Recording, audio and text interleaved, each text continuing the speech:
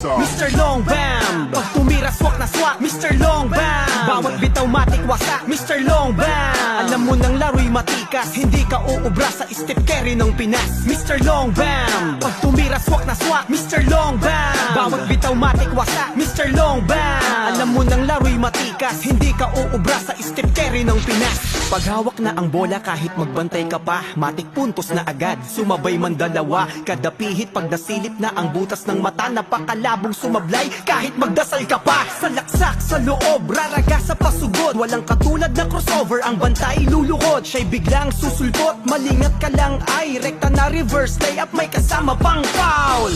Iba ang kanyang galing kahit sa amo dalin, siya'y makinang bituin na di mo kayang abutin, kahit pilit batuhin, di mo na mapipigilan pagkat dumating na ang gusto mo na maging, kaso nasa katauhan niya na ang di mo kaya na marating. Mr. Long Bam, pag tumira swak na swak, Mr. Long Bam, bawat bitaw matik wasak, Mr. Long Bam, alam mo nang laro'y matikas, hindi ka uubra sa step carry ng Pinas, Mr. Long Bam, pag tumira swak na swak, Mr. Long Bam, bawat bitaw matik wasak, Mr. Long Bam, alam mo nang laro'y matikas, hindi ka uubra sa step carry ng Pinas. Kung usapan lang ay plano sa panalo na laro, mga taktikang inaral na kaukit sa bungo, discarding pag-atake o depensa ay sanay, mentalidad ng playing coach pare kanya ng gamay, kayang-kaya na basahin ang diskarte ng kalaban, babasagin na numang klase pa ng